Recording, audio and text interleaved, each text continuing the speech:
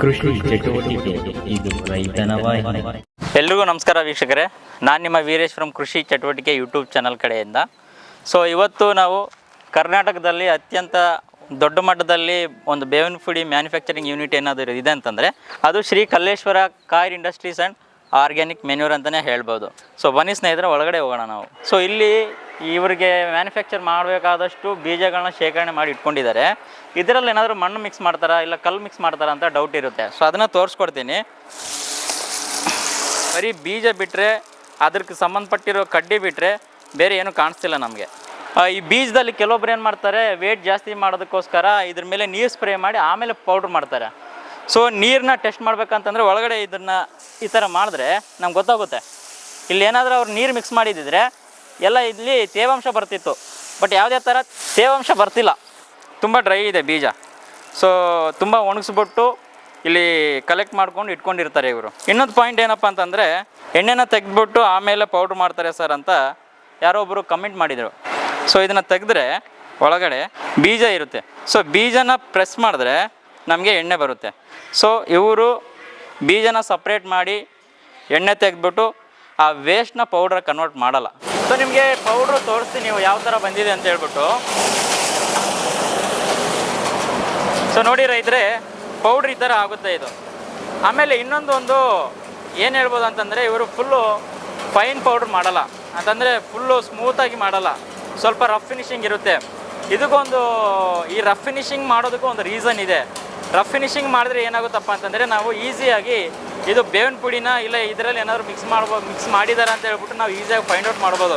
ಇದೇನಾದರೂ fine powder ಮಾಡಿದ್ರೆ ನಮಗೆ ಗೊತ್ತಾಗಲ್ಲ. ಸೊ ಆ ಒಂದು ರೀಸನ್ಗೆ ಇವರು ರಫ್ ಫಿನಿಷಿಂಗ್ ಮಾಡಿಕೊಡ್ತಾರೆ. ಸೊ ನಾವು ಇವಾಗ ಬೇವಿನ ಪುಡಿನ ಯಾವ ಥರ ರೆಡಿ ಮಾಡ್ತಾರೆ ಅಂತ ಹೇಳ್ಬಿಟ್ಟು ನೋಡಿದ್ವಿ. ಇವಾಗ ನಾವು ಏನು ಮಾಡಬೇಕಪ್ಪ ಅಂತಂದರೆ, ಆರ್ಗ್ಯಾನಿಕ್ ಮೆನ್ಯೂರ್ನ, ಸೊ ಜೈವಿಕ ಗೊಬ್ಬರನ ಯಾವ ಥರ ರೆಡಿ ಮಾಡ್ತಾರೆ ಅಂತ ಹೇಳ್ಬಿಟ್ಟು ನಾನು ನಿಮಗೆ ತೋರಿಸ್ಕೊಡ್ತೀನಿ. ಸೊ ಜೈವಿಕ ಗೊಬ್ಬರನ ರೆಡಿ ಮಾಡಬೇಕಪ್ಪ ಅಂತಂದರೆ ಅದರಲ್ಲಿ ನಮಗೆ ಸಗಣಿ ಗೊಬ್ಬರ, ಜಿಪ್ಸಮ್ಮು, ಕಾಯರ್ ಪಿತ್ತು, ಸುಣ್ಣ, ಬೂದಿ ಮತ್ತು ಪ್ರೆಸ್ ಮಡ್ಡು, ಸೊ ಇವೆಲ್ಲ ಮಿಕ್ಸ್ ಮಾಡಿಬಿಟ್ಟು ಅವ್ರು ಏನು ಮಾಡ್ತಾರೆ, ಈ ಬಂಕರಲ್ಲಿ ತಂದು ಹಾಕ್ತಾರೆ. ಸೊ ಈ ಬಂಕರಿಂದ ನಮಗೆ ನೆಕ್ಸ್ಟು ಇಲ್ಲಿ ಕನ್ವೇರ್ ಇದೆ. ಸೊ ಕನ್ವೇರ್ ಕೆಲಸ ಏನಪ್ಪ ಅಂತಂದರೆ, ಆ ಬಂಕರಲ್ಲಿರೋ ಮಿಕ್ಸರ್ ಏನಿರುತ್ತಲ್ವ ಅದನ್ನು ಡೈರೆಕ್ಟ್ ಅಲ್ಲಿಗೆ ಸ್ಕ್ರೀನಿಂಗ್ಗೆ ತೊಗೊಂಡೋಗುತ್ತೆ. ಸೊ ಇದು ಫಿಲ್ಟ್ರ್ ಅಲ್ಲಿ ಕಾಣಿಸ್ತಾ ಇದೆಯಲ್ವ, ಅದೇ ಫಿಲ್ಟ್ರು. ಆ ಫಿಲ್ಟ್ರಲ್ಲಿ ನಮಗೆ ಏನಾದರೂ ಅನ್ವಾಂಟೆಡ್ ಮಟೀರಿಯಲ್ಸ್, ಫಾರ್ ಎಕ್ಸಾಂಪಲ್ ಏನಾದರೂ ಕಲ್ಲು ಅಥವಾ ಬೇರೆ ಬೇರೆ ಏನಾದರೂ ಇದ್ರೂ ಅಲ್ಲಿ ಫಿಲ್ಟ್ರ್ ಆಗುತ್ತೆ. ಫಿಲ್ಟ್ರಾಗಿ ಓನ್ಲಿ ಪೌಡರ್ ಫಾರ್ಮಲ್ಲಿ ಇರೋದನ್ನು ಮಾತ್ರ ನಮಗೆ ಇಲ್ಲಿ ಚೀಲದಲ್ಲಿ ಬಂದು ಪ್ಯಾಕ್ ಆಗುತ್ತೆ. ಸೊ 40 kg ಬ್ಯಾಗಲ್ಲಿ ಇವ್ರು ಪ್ಯಾಕ್ ಮಾಡಿಕೊಡ್ತಾರೆ. ರಾಯಲ್ CSP ಅನ್ನೋ ಬ್ರ್ಯಾಂಡಲ್ಲಿ ಇವರು ಆರ್ಗ್ಯಾನಿಕ್ ಮೆನ್ಯೂರ್ನ ಕೊಡ್ತಾರೆ ಇವರು. ಇದೊಂದು ಸರ್ಪ್ರೈಸ್ ವಿಸಿಟ್ ಥರ ಪ್ಲಾನ್ ಮಾಡಿದ್ದೀನಿ. ಅಂತಂದರೆ ನಾನು ಬಂದಿರೋದು ಫ್ಯಾಕ್ಟ್ರಿ ಓನರ್ಗೆ ಇನ್ನೂ ಗೊತ್ತಿಲ್ಲ. ಅವರು ಮಾರ್ಕೆಟಿಂಗ್ ಮ್ಯಾನೇಜರ್ ಯಾರಿದ್ದಾರಲ್ಲ, ಮೋಹನ್ ಅಂತ ಹೇಳ್ಬಿಟ್ಟು, ಅವ್ರನ್ನ ಹಿಡ್ಕೊಂಡು ನಾನು ಇದೆಲ್ಲ ವೀಡಿಯೋಸ್ ಮಾಡ್ತಾಯಿದ್ದೀನಿ. ಸೊ ನಿಮಗೆ ಗ್ರೌಂಡ್ ರಿಯಾಲಿಟಿ ಗೊತ್ತಾಗಬೇಕಲ್ಲ, ಒಳಗಡೆ ಹೆಂಗೆ ಮ್ಯಾನುಫ್ಯಾಕ್ಚರ್ ಮಾಡ್ತಾರೆ ಮತ್ತು ನಿಜ ಹೇಳ್ತಾವ್ರ ಸುಳ್ಳು ಹೇಳ್ತಾವ್ರ ನಿಮ್ಗೆ ಗೊತ್ತಾಗಬೇಕಲ್ಲ. ಸೊ ಅದಕ್ಕೋಸ್ಕರ ನಾನು ಇವಾಗ ಈ ಥರ ಪ್ಲಾನ್ ಮಾಡ್ಕೊಂಡಿದ್ದೀನಿ. ಸೊ ಇವಾಗ ಅವ್ರನ್ನ ಮೀಟ್ ಮಾಡೋಣ. ಸೊ ಒಳಗಡೆ ಏನೋ ಮೀಟಿಂಗ್ ನಡೀತಾ ಇದಂತೆ. ಸೊ ಅವ್ರನ್ನ ಮೀಟ್ ಮಾಡೋಣ. ಅವ್ರು ಮೀಟ್ ಮಾಡಿದ್ದಾದಮೇಲೆ ನಾವು ಅವ್ರ ಜೊತೆ ನಾವು ಮಾತಾಡ್ತೀವಿ, ಅವ್ರು ಏನು ಹೇಳ್ತಾರೋ ನೋಡೋಣ. ಓಕೆನಾ? ಸೊ ಬನ್ನಿ ಹೋಗೋಣ. Hi sir. ಅದು ಅದೇ ಸ್ವಲ್ಪ ನಮಗೆ ರೈತರಿಗೆ ಕೆಲವೊಂದು ಡೌಟ್ ಇತ್ತು ಸರ್. ಸೊ ಸತ್ಯಾಂಶ ಸ್ವಲ್ಪ ಗೊತ್ತಾಗ್ಬೇಕಂತೇಳಿ ನಿಮ್ಗೆ ಗೊತ್ತಿಲ್ಲದೇ ಮಾಡಿದ್ದೀನಿ. So sorry for that. Last time ಬಂದಾಗಲೆಲ್ಲ ನಾವು ಫ್ಯಾಕ್ಟ್ರಿ ಬಗ್ಗೆನೇ ವೀಡಿಯೋ ಮಾಡಿದ್ದೀವಿ. ಈ ಸಲ ನಾವು ನಿಮ್ಮ ಕಡೆಯಿಂದ ಒಂದು ಎಲ್ಲಿ ಬೇಕಾಗಿತ್ತು ಸರ್ ನಮಗೆ. ಸೊ ಯಾವುದಾದ್ರೂ ನಿಮ್ಮ ಹತ್ರ ನಿಮ್ಮ ಪ್ರಾಡಕ್ಟ್ಸ್ನ ತೊಗೊಂಡು ಬಳಸ್ತಿರೋ ರೈತರ ತೋಟಕ್ಕೆ ಹೋಗ್ಬಿಟ್ಟು ಅವ್ರ ಫೀಡ್ಬ್ಯಾಕ್ ತೊಗೋಬೇಕಂತ ನಂದು ಪ್ಲಾನ್ ಇರೋದು. ಅದೇನಾದರೂ ಅರೇಂಜ್ ಮಾಡ್ತೀರಾ ಸರ್? ಬಟ್ ಎಲ್ಲಿ ಯಾವ ಭಾಗದಲ್ಲಿ ನೋಡೋಕೆ ಇಷ್ಟ? ಇಲ್ಲ, ಏನಾದ್ರು ಸರೌಂಡಿಂಗ್ ನಿಮ್ಮ ಒಂದು ವಿತಿನ್ 10 to 20 ಕಿಲೋಮೀಟರ್ ಸರೌಂಡಿಂಗ್ ಅಲ್ಲಿ ಇದ್ರೆ ನಮ್ಗೆ ಮತ್ತೆ ರಿಟರ್ನ್ ಬೆಂಗಳೂರು ಹೋಗ್ಬೇಕು. ಸೊ ಹಂಗಾಗಿ ತರೀಕೆರೆ, ಬೀರೂರು, ಹೊಸದುರ್ಗ. ಓಕೆ ಸರ್, ಇಲ್ಲಿ ಎಲ್ಲಾದ್ರೂ ನಮ್ಗೆ ಓಕೆ. ಅಲ್ಲ, ನೀವು ರಿಟರ್ನ್ ಬೆಂಗಳೂರು ಹೋಗ್ಬೇಕಂದ್ರೆ ಬೀರೂರೇ ನೋಡ್ತೀರಾ? ಬೀರೂರು ಆದ್ರೆ ಓಕೆ, ನನಗೆ ಇನ್ನೂ ಕಂಫರ್ಟೇಬಲ್ ಆಗುತ್ತೆ. ಓಕೆ, ಹಾಗಾದ್ರೆ ಬೀರೂರಲ್ಲಿ ತುಂಬಾ ಜನ ರೈತರುಗಳಿದ್ದಾರೆ. ಓಕೆ, ನೋಡೋಣ ಫೀಡ್ಬ್ಯಾಕ್. ಬಟ್ ನಾನು ಇವಾಗ್ಲೂ ಹೇಳ್ತೀನಿ, ಅಲ್ಲಿ ಕೂಡ ಅದೇ ಹೇಳೋದು, ನಾನು ಇಂಟ್ರಾಕ್ಷನ್ ಮಾಡಲ್ಲ. ಓಕೆ, ಇಲ್ಲ ಸರ್ಪ್ರೈಸ್ ಆಗಿ ಬಂದಿದ್ದೀರಾ, ಸರ್ಪ್ರೈಸ್ ಆಗಿ ಅವ್ರನ್ನ ಇಂಟ್ರಾಕ್ಷನ್ ಮಾಡಿ ಅವ್ರು ಮುಕ್ತವಾಗಿ ಏನ್ ಬೇಕು ಸ್ಕ್ರಿಪ್ಟೆಡ್ ಬೇಡ, ಅವ್ರ ರೈತರಿಗೆ ಹೇಳ್ಕೊಟ್ಟು ಅವ್ರು ಹೇಳೋದು ನಾನು ABC ಕಂಪನಿಯ ಗೊಬ್ಬರವನ್ನು ಬಳಸಿರುತ್ತೇನೆ, ಇಲ್ಲಿ ತುಂಬಾ ಚೆನ್ನಾಗಿ ಫಸಲು ಬಂದಿರುತ್ತದೆ, ಈ ಗೊಬ್ಬರವನ್ನು ನೀವು ಕೂಡ ಬಳಸಬಹುದು. ಈ ಸ್ಕ್ರಿಪ್ಟೆಡ್ ಇಲ್ಲ ನನಗೂ ಅದು ಬೇಡ ಸರ್. ಈ ಸಲ ಪ್ರತಿ ಸಲ ನ್ಯಾಚುರಲ್ ಆಗಿನೇ ಇರಬೇಕು. ಖುಷಿಯಿಂದ ಚೆನ್ನಾಗಿದೆ ಅಂತಂದ್ರೆ ಚೆನ್ನಾಗಿದೆ ಅಂತ ತಗೊಳ್ಳಿ, ಬೇಡ ಅಂದ್ರೆ ಬೇಡ ಅಂತ ತಗೊಳ್ಳಿ. ಅದೇ ಅದು ಇದು ಮಾಡ್ತಿರೋ ಉದ್ದೇಶನೇ ಅದು ಸರ್. ಇದರಲ್ಲಿ ಏನು ನೆಗೆಟಿವ್ ಏನಾದ್ರು ಇದ್ರೂ ಹೇಳಿ, ಪರವಾಗಿಲ್ಲ. ಪಾಸಿಟಿವ್ ಇದ್ರೂ ಹೇಳಿ, ಎಲ್ಲಾನು ತಗೊಳ್ಳೋಣ. ಅಲ್ಲ, ತಪ್ಪಿದ್ರೆ ನಾವು ತಿಳ್ಕೊಳ್ಳೋದು. ಒಳ್ಳೇದಾಗ್ಲಿ. ಬನ್ನಿ ಸರ್ ಹೋಗೋಣ. ಮಂಜಣ್ಣವ್ರ ತೋಟ ಇದು. ಇದು ಬೀರೂರು ಹತ್ತಿರದಲ್ಲಿರುವಂಥದ್ದು. ಮಂಜಣ್ಣವರು ಬಂದಿಲ್ಲ ಅನ್ಸುತ್ತೆ, ಬೈಕ್ ಇಲ್ಲ. ಬನ್ನಿ, ಬಂದರು ನೋಡಿ ನಮ್ಮ ಮಂಜಣ್ಣವರು. ಮಂಜಣ್ಣ ಅವ್ರೇನು ಸರ್? ಮಂಜಣ್ಣ ಅಂದರೆ ಓಕೆ, ಬೀರೂರು ಮಂಜಣ್ಣ ಅಂದರೆ ಇವರು ಕೃಷಿ ಚಟುವಟಿಕೆ ಯೂಟ್ಯೂಬ್ ಚಾನಲ್ ಅವರು. ಗ್ರೌಂಡ್ ರಿಯಾಲಿಟಿ ವಿಡಿಯೋ ಮಾಡ್ತೀನಿ ಅಂತ ಬಂದರೆ ನಮಗೆ ಇವಾಗ ಏನು ಬೇಕಪ್ಪ ಅಂತಂದರೆ, ಎಲ್ಲರೂ ನಾವು ಕಮರ್ಷಿಯಲ್ ಆಗಿ ವೀಡಿಯೋಸ್ ಅಂದರೆ ಇವ್ರದ್ದು ಆಲ್ರೆಡಿ ಒಂದು 3-4 ವೀಡಿಯೋ ಮಾಡಿದ್ದೀನಿ ಸರ್. ನಾವು ಜಸ್ಟ್ ಫ್ಯಾಕ್ಟ್ರಿ ಹತ್ರ ಮಾತ್ರ ಮಾಡಿದ್ದೀವಿ. ನೀವು ಆ್ಯಸ್ ಎ ರೈತರಾಗಿ ನೀವು ಅವ್ರದ್ದು ಪ್ರಾಡಕ್ಟ್ಸ್ನ ತೊಗೊಂಡು ಬಳಸ್ಬಿಟ್ಟು ಅದನ್ನು ಯಾವ ಥರ ಆಗ್ತಿದೆ ತೋಟ, ಬಿಫೋರ್ ಮತ್ತು ಆಫ್ಟರ್ ಯಾವ ಥರ ಕಂಡೀಷನ್ ಇದೆ, ಸೊ ಇದೆಲ್ಲ ನಮಗೆ ಬೇಕು ಸರ್. ಓಕೆ ಸರ್, ಇದೆ ಪಕ್ಕದ್ದು ಉದಾಹರಣೆ ಇಲ್ಲಿದೆ. ಅಣ್ಣ ಬನ್ನಿ ತೋಟದೊಳಗೆ ಹೋಗೋಣ. ಸರ್, ನಿಮಗೆ ಏನು ಪ್ರಶ್ನೆಗಳು ಕೇಳಬೇಕು ಅನ್ಸುತ್ತೋ, ಗ್ರೌಂಡ್ ರಿಯಾಲಿಟಿ ಏನು ಅನ್ಸುತ್ತೋ, ಅಥವಾ ನಿಮ್ಮ ವೀಕ್ಷಕರಿಗೆ ನೀವು ಏನು ತಲುಪಿಸ್ಬೇಕು ಅಂತ ಇಲ್ಲಿಗೆ ಬಂದಿದ್ದೀರೋ ನೀವು ಕೇಳಿ.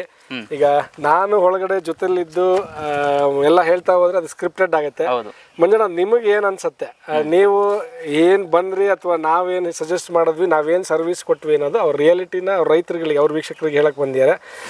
ಈ ಮೈಕ್ ತಗೊಳ್ಳಿ.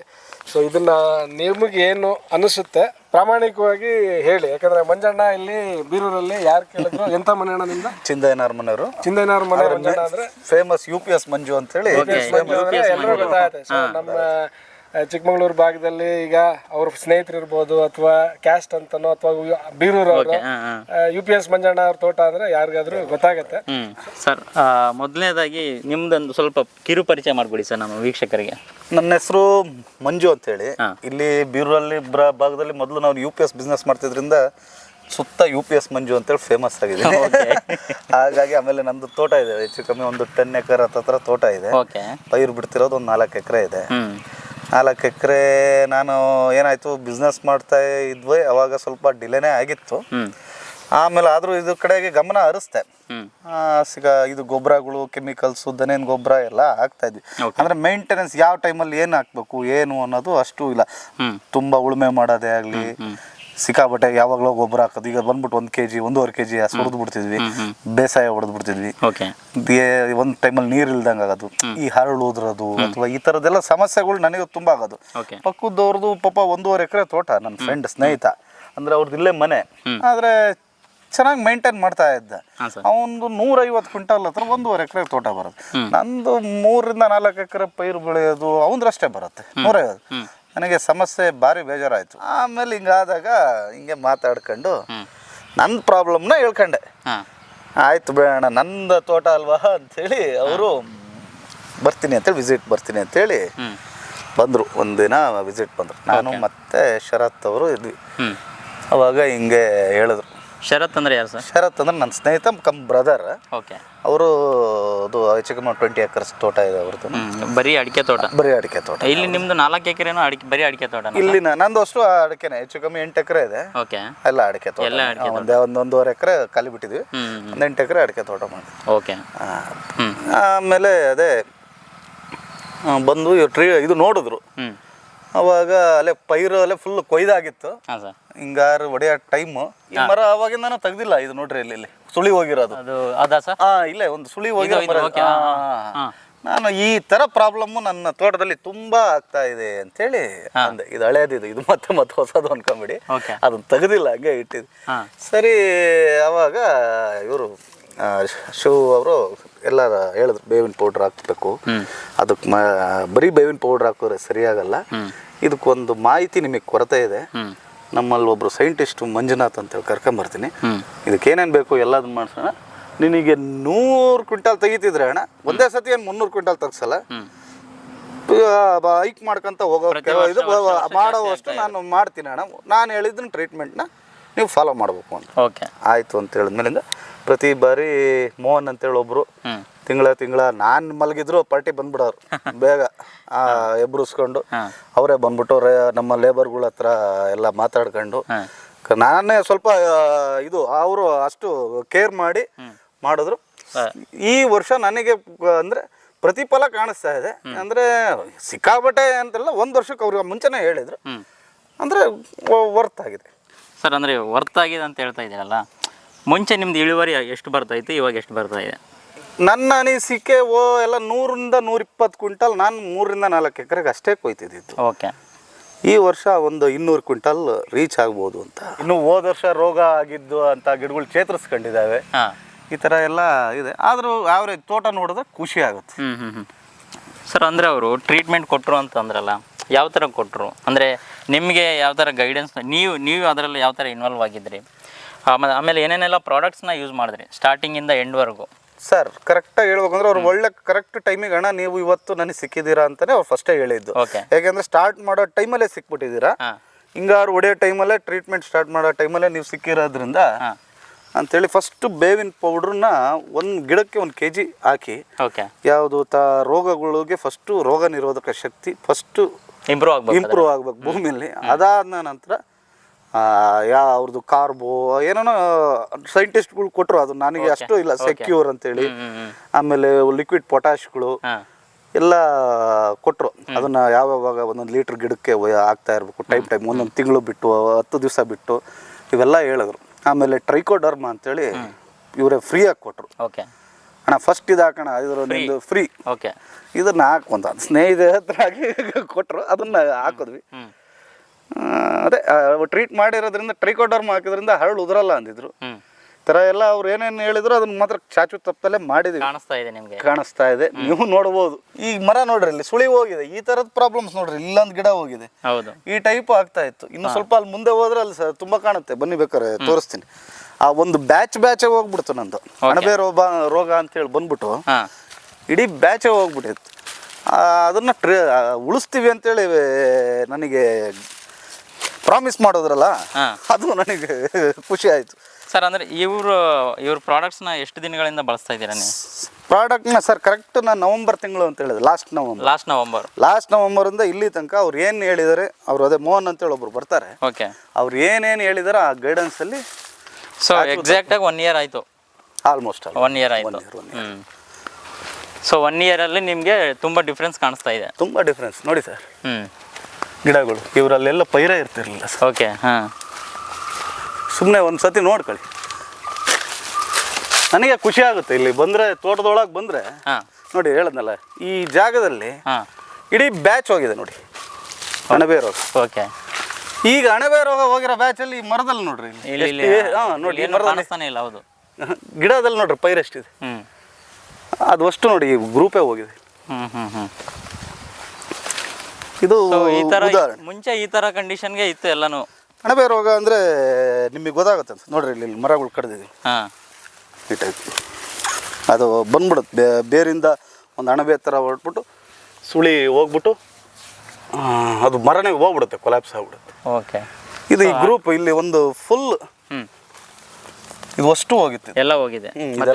ಈ ಸಸಿ ಈಗ ಅದೇ ನಾವು ಆವಾಗ ಹಾಕಿರೋ ಸಸಿಗಳು.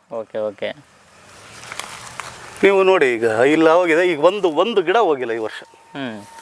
ಸರ್, ಅಣಬೆ ರೋಗನ ಯಾವ ಥರ ಕಂಟ್ರೋಲ್ ಮಾಡಿದ್ರಿ ನೀವು?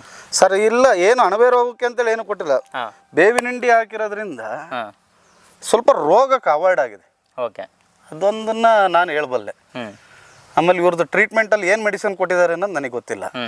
ಅದು ಮಾಹಿತಿ ಮಂಜುನಾಥ್ ಅಂತೇಳಿ ಸೈಂಟಿಸ್ಟ್ ಬರ್ತಾರೆ, ಅವ್ರು ನೋಡಿ ಕೊಟ್ಟಿದ್ದಾರೆ.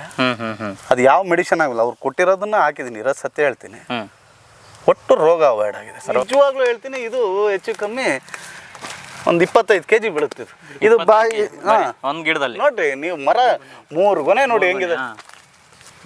ಇದು ನೋಡ್ರಿ, ಇದು ಹೆಚ್ಚು ಕಮ್ಮಿ 40 kgs ಮೇಲಿದೆ ಈ ಮರ. ನೋಡ್ರಿ ಇದು ಕ್ಲೀನಾಗಿ ಝೂಮ್ ಈ ಕಡೆಯಿಂದ ನೋಡಿಬೇಕಾರೆ 40 kg ಮೇಲಿದೆ. ನಾವು ರೈತರು ಏನು ಮಾಡಬೇಕು ಅದನ್ನ ಮಾಡ್ತಿದ್ವಿ. ನಮ್ಮ ತಂದೆಯರ ಕಾಲದಲ್ಲಿ ಬೇರೆ ಅರಿಬೇಕು ಅನ್ನೋರು, ಈಗ ಬೇರೆ ಮುಟ್ಟಬೇಡ್ರಿ ಅಂತ. ಏನು ಮಾಡೋದು ಅಂತ ಗೊತ್ತಿಲ್ಲ, ಆದರೆ ಏನು ಅಂದರೆ ಕಾಲಕ್ಕೆ ತಕ್ಕಂಗೆ ನಾವು ಇಲ್ಲ, ಒಬ್ಬ ಸೈಂಟಿಸ್ಟ್ ನ ಇಟ್ಕೊಂಡು ಅವರು ಟ್ರೀಟ್ಮೆಂಟ್ ಕೊಡ್ತಾರೆ ಅಂತಂದ್ರೆ ಅದು ಮೆಚ್ಚಲೇಬೇಕು ಸರ್. ಯಾಕಂದ್ರೆ ಸೈಂಟಿಸ್ಟ್ಗೆ ಅವರು ಅದ್ರ ಬಗ್ಗೆ ಸ್ಟಡೀಸ್ ಮಾಡಿರ್ತಾರೆ, ಸ್ಟಡಿ ಮಾಡಿ ಇನ್ ಡೆಪ್ತ್ ಅವ್ರು ತಿಳ್ಕೊಂಡಿರ್ತಾರೆ. ಸೊ ಹಂಗಾಗಿ ಅದ್ರ ಪ್ರಕಾರ ಅವ್ರು ಟ್ರೀಟ್ಮೆಂಟ್ ಕೊಡ್ತಾ ಇರ್ತಾರೆ. ಮತ್ತು ಈಗ ನೀವು ನೋಡಿರೋದು ನಂದು ಈಗ 2 ಕೊಯ್ಲಾಗಿದೆ. 2 ಕೊಯ್ಲಾದ್ಮೇಲೆ ಬಂದಿರೋ ತೋಟ. ನೀವು ಇನ್ನೂ ಫುಲ್ ಇದ್ದಾಗ ಬಂದಿದ್ರೆ ಹೆಚ್ಚು ಕಮ್ಮಿ ಈಗ ಆಲ್ರೆಡಿ ಇದ್ರಲ್ಲಿ 30 ಕ್ವಿಂಟಲ್ ಅಡಿಕೆ ಕೊಯ್ದಿದ್ದೀನಿ ನಾನು. ಓಕೆ. ಈಗ ನೋಡ್ತಾ ಇದ್ರಿ ಇನ್ನೂ ಇದ್ರಲ್ಲಿ 30 ಕ್ವಿಂಟಲ್ ಇರೋ ಅಡಿಕೆನ ಲೋಡ್ ಇದ್ದಾಗ ನೋಡಿದ್ರೆ ಇನ್ನೂ ಎಷ್ಟು ಚೆನ್ನಾಗಿ ಮರ ಇನ್ನೂ ತುಂಬ ಸಖತ್ತಾಗಿ ಕಾಣೋದು. ಸರ್ ಇವೆಲ್ಲ ಎಷ್ಟು ವರ್ಷದ ಮರಗಳು ಸರ್ ಇವು? ಇದು ಸರ್ 97 ಹಾಕಿದ್ದು. 97 ಅಲ್ಲಿ? ಹಾಂ 97 ಅಂತ ಪರ್ಫೆಕ್ಟ್ ಆಗಿ ಹೇಳ್ತೀನಿ ಅಂದ್ರೆ ನಾನು SLC ಕಂಪ್ಲೀಟ್ ಆದಾಗ ತೋಟ ಮಾಡಿದ್ವಿ. ಈಗ ಈ ಥರ 3 ಡ್ರಮ್ ಮಾಡ್ಕೊಂಡಿದ್ದೀವಿ. ಓಕೆ. ಏನಕ್ಕೆ ಮಾಡ್ಕೊಂಡಿದ್ದಾರೆ ಸರ್ ಈ ಥರ? ಇದು ಈಗ ಮೈಕ್ರೋ ನ್ಯೂಟ್ರಿಯೆಂಟ್ ಕೊಟ್ಟಿದ್ದಾರೆ ಇವರು. ಮೈಕ್ರೋ ನ್ಯೂಟ್ರಿಯೆಂಟ್ ಕೊಟ್ಟಿದ್ದಾರೆ. ಅದು ಏನು ಪ್ಯಾಕೆಟಲ್ಲಿ ಇರುತ್ತೆ. ಈ ಥರ ಒಂದು 200 ಲೀಟ್ರು ಡ್ರಮ್ಮಿಗೆ ಅದು ಅಷ್ಟನ್ನು ಮಿಕ್ಸ್ ಮಾಡಿ ಇಟ್ಟಿದ್ದೀನಿ ತೋಟದ ಮನೆ ಒಳಗೆ. ಪ್ರತಿ ತಿಂಗಳು 200 ಲೀಟ್ರ್ ನೀರಿಗೆ ಆ ಡ್ರಮ್ಮಲ್ಲಿರೋ ಅಂಥ ಅದನ್ನು ಮಿಶ್ರಣನ 5 ಲೀಟ್ರ್ ತಗೊಂಡು 200 ಲೀಟ್ರ್ ಮಿಕ್ಸ್ ಮಾಡ್ತೀನಿ. ಓಕೆ. ಈ 200 ಲೀಟ್ರಲ್ಲಿ ಒಂದು ಗಿಡಕ್ಕೆ 1 ಲೀಟ್ರ್. ಒಂದು ಗಿಡಕ್ಕೆ 1 ಲೀಟ್ರ್. ಓಕೆ. ಇದು ಪ್ರತಿ ತಿಂಗಳು 1 ಲೀಟ್ರ್ ಗಿಡಕ್ಕೆ ಹಾಕಂತ ಬರ್ತದೆ. ಪ್ರತಿ ತಿಂಗಳು ಕೊಡಲೇಬೇಕು. ಕೊಡಿ ಅಂತ ಹೇಳಿದ್ದಾರೆ, ಅದನ್ನು ಮೇಂಟೈನ್ ಮಾಡಿದ್ವಿ. ಈಗ ಒಂದು 2 ತಿಂಗಳು ಆಗಿದೆ. ಈಗ ಯಾಕೆ ಮಳೆ ಜಾಸ್ತಿ ಆಗ್ಬಿಟ್ಟಿತ್ತು, ಕೊಟ್ಟಿರಲ್ಲ. ಹಂಗ 1 ತಿಂಗಳು ಗ್ಯಾಪ್ ಆಗಿರೋದ್ರಿಂದ ಮೊನ್ನೆ ಸೈಂಟಿಸ್ಟ್ ಬಂದಿದ್ರು, ಸ್ವಲ್ಪ ಪ್ರಮಾಣ ಜಾಸ್ತಿ ಕೊಡಿ ಅಂತ ಹೇಳಿದ್ದಾರೆ. ಈಗ 1.5 ಲೀಟರ್ ಕೊಡ್ತಾ ಇದ್ದೀವಿ. ಒಂದು ಗಿಡಕ್ಕೆ 1.5 ಕೊಡ್ತೇವೆ. Okay okay. ಈ ಥರ ಮಿಕ್ಸ್ ಮಾಡೋದು, ತಗೊಳ್ಳೋದು. 1 ಲೀಟರ್ ತಿರುಗಬೇಕಾ ಸರ್? ಹಾಂ, ಮಿಕ್ಸ್ ಆಗಬೇಕಲ್ಲ. ಮಿಕ್ಸ್ ಆಗಬೇಕು. ಹಂಗಾಗಿ ಮಿಕ್ಸ್ ಆದಮೇಲೆ ಮಾಮೂಲಿ ಬಕೆಟಲ್ಲಿ ಸರ್ ಇವಾಗ ಅವರು ಮೈಕ್ರೋ ನ್ಯೂಟ್ರಿಯನ್ಸ್ ಕೊಡ್ತಾರಲ್ವಾ? ಸೊ ಮೈಕ್ರೋ ನ್ಯೂಟ್ರಿಯನ್ಸ್ ಕೊಟ್ಟಾದ್ಮೇಲೆ ನೀವು ಡ್ರಮ್ಮಲ್ಲಿ ಮಿಕ್ಸ್ ಮಾಡಿ ಎಷ್ಟು ದಿನ ಇಡ್ತೀರಲ್ಲಿ ಸರ್? ಫಸ್ಟು ಅವರು ಕೊಟ್ಟಾಗ 15 ದಿವಸ ಏನು ಮುಟ್ಟಬಾರ್ದು. 15 ದಿವಸ ಅದು ರಿಯಾಕ್ಷನ್ ಆಗ್ಬೇಕಂತ. ಓಕೆ. ಒಳಗಡೆ ಮುಟ್ಟಬಾರ್ದು. ಆ 15 ಡೇಸ್ ಆದ್ಮೇಲಿಂದ ಅದು ಕಂಟಿನ್ಯೂಷನ್ ಅಲ್ಲಿ ಇರುತ್ತೆ. ಅಂದ್ರೆ ಅದೇನು ಜೀವಾಮೃತ ಮಾಡ್ಬೇಕಾದ್ರೆ ಡೈಲಿ ತರ ತಿರುಗಿಸ್ತಾರೆ? ಏನಿಲ್ಲ, ಜಸ್ಟ್ ಅದರಲ್ಲಿ ಮಿಕ್ಸ್ ಮಾಡಿ ನಾವು ತರಬೇಕಾದ್ರೆ ಸ್ವಲ್ಪ ಮಿಕ್ಸ್ ಮಾಡ್ಕೊಂಡು ತರ್ತಾ ಇದೀವಿ ಅಷ್ಟೇ. ಇದು 1 ಲೀಟರ್ ಒಂದು ಜಗ್ ಮಾಡಿಬಿಟ್ಟಿದ್ದೀನಿ ಇದನ್ನ ನಾನು. ಇದನ್ನ ಈ ಟೈಪ್ ಮರ ಸುತ್ತ ಈ ಟೈಪ್ ಹಾಕ್ತಾರೆ ಅಷ್ಟೇ. ಬಗ್ಗಿ ಆಗಿಲ್ಲ, ಏನಿಲ್ಲ.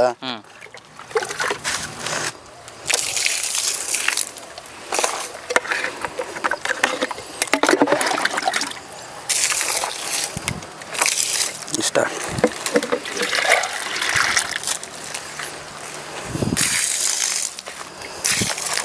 ಅಂಡೊಡ್ಕ ಬಾರಿ ಬರೋದ್ರಿ, ಮತ್ತೆ ಬಾಯಿ ಹೊಡ್ಕ ಅಂದ್ರೆ ಏನು ಕರೆಕ್ಟಾಗಿ. ಈ ಒಂದು ಅಡಿಕೆ ಅಡಿಕೆ ಇರುತ್ತೆ ಅಂದ್ರೆ ಈ ಜಾಗದಲ್ಲಿ ಓಪನ್ ಆಗಿರುತ್ತೆ. ಓಕೆ. ಅದು ವೇಸ್ಟ್. ಬಾಯಿ ಹೊಡ್ಕ ಅಂದ್ರೆ ಬಾಯಿ ಈ ಜಾಗದಲ್ಲಿ ಓಪನ್ ಆಗಿರುತ್ತೆ. ಈ ಮೇಯ್ನ್ ಆ ಪ್ರಾಬ್ಲಮ್ಮು ಇನ್ನೇನು ಬಂತು ಅನ್ನೋ ಅಷ್ಟೊತ್ತಿಗೆ ಎಲ್ಲ ಪತ ಉದುರೋಗಿರೋದು. ಓಕೆ. ಈಗ ನೋಡ್ರಿ, ಉದುರಿದ್ರೆ ಗೋಟ್ ಉದುರ್ಬೇಕು, ಹಣ್ಣು ಹೊಡ್ಕ ಉದುರಲ್ಲ. ಇದು ತೆಗಿಲೇಬೇಕು ರಿಸಲ್ಟು ಅಂತೇಳಿ ಪಾಪ ಓಡಾಡೋದು. ಅವ್ರದ್ದು ಪ್ರಾಡಕ್ಟಲ್ಲಿ ಅಂತ ಸತ್ವ ಇಲ್ಲ ಅಂದ್ರೆ ಅವ್ರು ಯಾಕೆ ಬರ್ತಿದ್ರು? ಹೌದೌದು, ಬಿಡೋಣ ಅಂತೇಳಿ ಹೋಗ್ಬಿಡೋದು. ಅಲ್ಲಿ ವಿಶ್ವಾಸನೂ ಕೆಡಿಸ್ಕೊಂಡಂಗೆ ಆಗ್ಬಿಡುತ್ತೆ ಅಲ್ವಾ? ಹಂಗಾಗಿ ಹೇಳ್ತಾ ಇರೋದು, ಜಾಗ ನೋಡಿದ್ರು ಅಣ್ಣ ನಿಜವಾಗ್ಲೂ ನಾನು ಹೇಳಿದಂಗೆ ಮಾಡೋಣ, ನೀವು ನಿನ್ನ ಸಕ್ಸಸ್ ಹಾಗೆ ಆಗುತ್ತೆ ನಿನ್ನ ತೋಟ ಅಂತ ಹೇಳಿದ್ರು. ಆಮೇಲೆ ಈಗ ನಮ್ಮ ಶಿವ ಅವ್ರಕಿನ ನನಗೆ ಮಂಜುನಾಥ್ ಅಂತೇಳಿ ಸೈಂಟಿಸ್ಟ್ ಬರ್ತಾರೆ. ಅವ್ರು ಪ್ರತಿಯೊಂದು ಇಂಚು ಪ್ರತಿಯೊಂದು ಜಾಗ, ಈಗ ನೆಲ ನೋಡ್ರಿ, ಇಲ್ಲಿ ನೀವು ಇದನ್ನೇ ಮುಟ್ರಿ, ಅಣ್ಣ ನಿನ್ನು ಹಿಂಗಿಟ್ಟ ಕಲ್ಲು ಮುಟ್ದಂಗೆ ಆಗೋದು ನೋಡಿ. ಇವಾಗ ನಿನ್ನ ನೆಲ ನೋಡಿಲಿ, ಒಳ್ಳೆ ಸ್ಪಂಜ್ ಇದ್ದಂಗಿದೆ. ನಾನೇನು ಹೇಳ್ತಾ ಇಲ್ಲ, ಇದು ನೀನೇ ಅನ್ಭವಿಸ್ ನೋಡು. ಸರ್ ಅದು ಕರೆಕ್ಟಾಗಿ ಹೇಳಿದ್ರು. ಅದೇ ವರ್ಷಕ್ಕೊಂದ್ಸತಿ ಬೇವಿನ ಟ್ರೀಟ್ಮೆಂಟ್ ಮಾಡಬೇಕು. ಮೆನ್ಯೂರ್ ಇವ್ರದೇ ಇದೆ, ಹಾಕ್ತೀವಿ. ಅದೇ ಈಗ ಇವ್ರು ಏನೇನು ನಮ್ಮ ಈಗ ಮೈಕ್ರೋ ನ್ಯೂಟ್ರಿಯೆಂಟ್ಸ್ ಇದೆಯಲ್ಲ, ಇದು ಅದ್ರಕ್ಕಿಂತ ಜಾಸ್ತಿ ಬೇರೆ ಬೇರೆ ಏನೇನೋ ಕೊಡ್ತಾರಲ್ಲ, ಅದೆಲ್ಲ ಸ್ವಲ್ಪ ಡೋಸೇಜ್ ಕಡಿಮೆ ಮಾಡ್ತೀವಿ ಅಂತ ಹೇಳಿದ್ದಾರೆ ಆ ಸೈಂಟಿಸ್ಟ್ ಅವ್ರು ಹೇಳಿದಾರಲ್ಲ. ಅದಕ್ಕೆ ಸ್ವಲ್ಪ ವರ್ಕೌಟ್. ಇದು ಮಾಮೂಲಿ ಹಾಕ್ಲೇಬೇಕು ಸರ್. ಬೇವು ಏನಿದೆ ಅದು ಭೂಮಿಗೆ ಆಗಲಿ ಮನುಷ್ಯಂಗೆ ಆಗಲಿ ಆಂಟಿಬಯೋಟಿಕ್ ಥರ ವರ್ಕ್ ಮಾಡೇ ಮಾಡುತ್ತೆ. ಆಮೇಲೆ ಇದು ಬೇವಿನ ಸೊಪ್ಪಿಂದಲ್ಲ, ನೀವು ನೋಡಿರ್ಬೋದು ಅನ್ಸುತ್ತೆ, ಬೇವಿನ ಬೀಜದ್ದು. ಇವ್ರ ಬೀಜದ್ದು. ಹೌದು. ಆ ಬೀಜದಲ್ಲಿದ್ದು ಅಂದ್ರೆ ಘಮ ಘಮ ಅಂತಿದ್ರೆ ಇಲ್ಲಿ ಮನೇಲಿ ಬಂದು ಒಂದು ಚೀಲ ಇಟ್ಟರೆ ಮನೆಯೆಲ್ಲ ಘಮ ಘಮ ಅನ್ನತ್ತೆ. ಆ ಟೈಪ್ ಇದೆ ಅದು. ಓಕೆ. ಸೊ ಇದು ಗ್ರೌಂಡ್ ರಿಯಾಲಿಟಿ ಸರ್. ನಾನು ಅದಕ್ಕೋಸ್ಕರನೇ ನಿಮ್ಮ ವಿಡಿಯೋ ಒಳಗೆ ಎಂಟರ್ ಆಗಲಿಲ್ಲ. ನೀವು ಯಾವ ಊರು ಹೇಳಿದ್ರು ಆ ಊರಲ್ಲಿ ನಮ್ಮ ರೈತರುಗಳಿದ್ದಾರೆ, ಆ ಊರಲ್ಲಿ ಮಾಡಿಸ್ತೀವಿ ಸರ್. ನಮ್ಮಲ್ಲಿ 2 ಭಾಗ. ಒಂದು ಸರ್ ಬಂದ್ಬಿಟ್ಟು ಆರ್ಗ್ಯಾನಿಕ್ ಮ್ಯಾನ್ಯೂರ್ ಕೊಡ್ತೀವಿ ಸರ್, ಒಂದು ಬೇವಿನ ಪುಡಿ ಕೊಡ್ತೀವಿ ಅಷ್ಟೇ. ಇನ್ನೊಂದು ಭಾಗ ಸರ್ ನಮ್ಮ ಕಂಪ್ಲೀಟ್ ತೋಟದ ಸಮಸ್ಯೆ ಇದೆ, ನಮಗೆ ಕಂಪ್ಲೀಟ್ ಆಗಿ ರೆಡಿ ಮಾಡಿಕೊಡಿ, ಹೀರೋ ತರ ಮಾಡಿಕೊಡಿ ಅಂತಂದ್ರೆ ಟ್ರಸ್ಟ್ ಮಾಡಿದ್ರೆ ಮಾಡ್ತೀವಿ ಸರ್. ಈಗ ಅದು ಯಾಕೆ ಇದು ಯಾಕೆ ಸರ್, ನಾನು ಹೇಳಿದ್ರಲ್ಲಿ ಅರ್ಧ ಹಾಕ್ತೀನಿ, ಕಾಲು ಭಾಗ ಹಾಕ್ತೀನಿ, ಸೊ ನಮಗೊಂದು ಸ್ವಲ್ಪ ಸಮಯ ಕೊಡಿ. ಓಕೆ.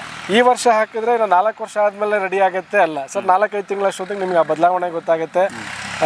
ಇವಾಗ ಒಂದು ಏನಂದ್ರೆ ಸರ್, ತುಂಬ ಚೆನ್ನಾಗಿರೋ ವ್ಯಕ್ತಿನ ರೆಡಿ ಮಾಡೋದು ದೊಡ್ಡ ವಿಷಯ ಅಲ್ಲ. ಹೌದು. ಕಂಪ್ಲೀಟ್ ಸಾಯ್ತಾ ಇರೋ ವ್ಯಕ್ತಿನ, ಅವ್ರೇನು ಮಂಜುನವ್ರು ಹೇಳ್ದಂಗೆ ICU ಇರೋ ವ್ಯಕ್ತಿನ ನಾವು ವಾಪಸ್ ತಂದ್ಬಿಟ್ಟು ಓಡಾಡಿಕೊಂಡು ಎಲ್ಲ ಕೆಲಸ ಮಾಡೋ ಥರ ತಂದು ನಿಲ್ಲಿಸೋದು ದೊಡ್ಡ ವಿಷಯ.